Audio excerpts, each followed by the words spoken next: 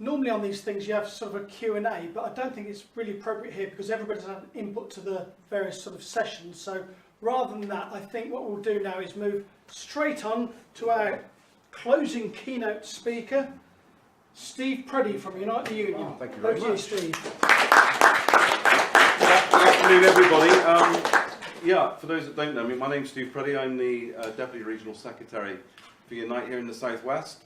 And I'll say right off the bat, I know nothing about the Department of Workers and Pensions. I know nothing about what you guys do and your members do. So it's a privilege for me to, have this insight here today. And thank you for joining with Unite community in this exercise today. It's really valuable. Thank you. As a layperson, I think you can never say too often why the role of your members is so important and why the welfare system in this country is so important. And I do think it's just worth our while spending a few minutes reflecting on the history of the welfare system in this country. And it really all emanates really from the 1942 Beveridge Report, of course. And the fact again that the Labour Party went to the country in 1945 with the most radical set of policies this country has ever seen, and enjoyed 2 successive election victories on the back of the most radical reforms this country has ever seen under any government at any time in its history.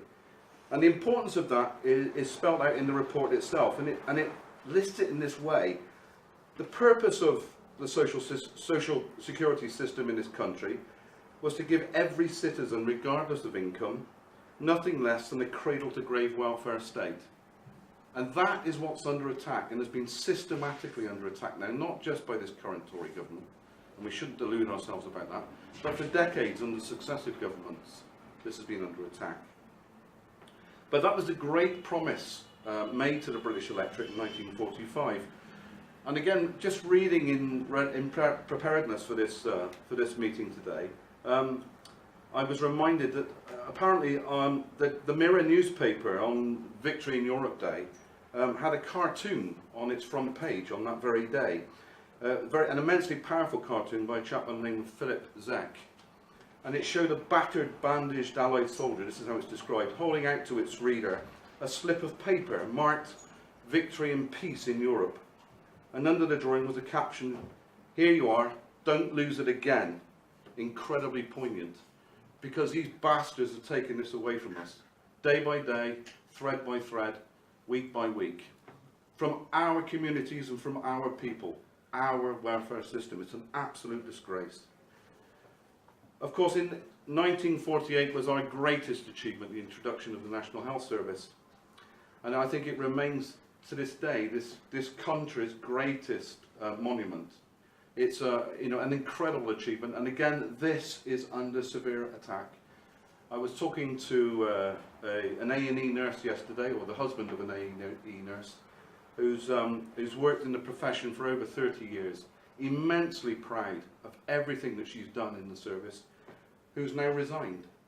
Not because she can't cope with the work or the demands of the work anymore, but simply because of the lack of appreciation from a government and a management structural system that has made it impossible for her to continue in her role and deliver services with care and consideration anymore. What a damning indictment that is on the system of government that we have currently in this country.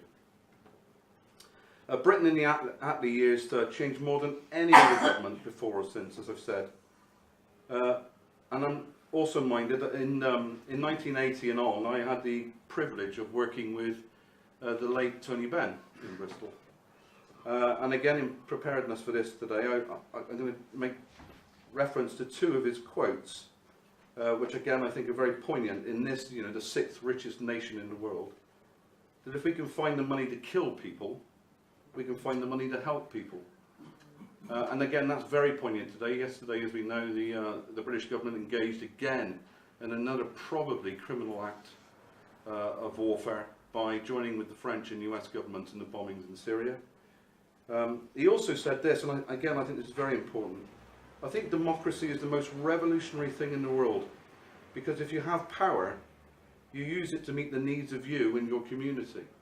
And again, I think that's something fundamental to our democracy, because not just our systems that are under threat. I think what this Conservative government are doing is actually undermining our very democracy in this country. And again, I think that's very, very important. In November of last year, a report was produced, I think it was in a British Medical Journal, put together by a number of learned health professionals.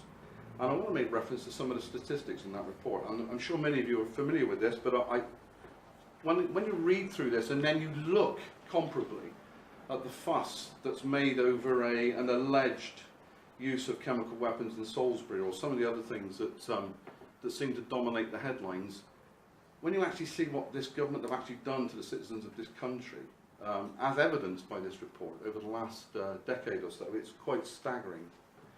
But according to the report, as produced in 2017, 57,750 households were accepted as homeless in 2015-16. That was up 6% from the year before. According to Crisis and the Joseph Rowntree Foundation, 275,000 families approached their local authorities for homelessness assistance. In 2016, a government street count estimated that around 4,134 people slept rough on any one night across England, and we know, of course, that's probably a gross underestimate, and that's more than doubled since 2010. There continues a grossly disproportionate effect on women, of course, with the measured impact of austerity falling on 86% of women and only 14% on men. In fiscal terms, the cuts have cost women a total of £79 billion since 2010, against £13 billion for men. There are 1.8 million families, working families, receiving tax credits. They're often referred to, of course, as the just about managing. With rising inflation and a freeze in tax credit rates, it actually means there's been a fall in their raw terms income. This detailed study in 2017 didn't suggest the provable link, but a causational link to deaths. So following detailed analysis around the Conservatives' austerity policies, one of the senior authors is quoted as saying, "We don't state the findings proves cause and effect, but does show an association. The study suggests 120,000 deaths are linked to austerity measures. 120,000 deaths in this country down to austerity. And we spent 2 weeks fussing about an ex-spy who may or may not have been. It's to be honest with you, I don't know as a society how we live with this, how we cope with this, how we manage with this. The paper found that there were 45,000 more deaths in the first 4 years of a Tory-led government than would have been expected if funding had stayed at the pre-election levels in 2010. On that trajectory, this could rise to nearly 200,000 deaths by the end of 2020, even with the extra funding that's now been earmarked for public services.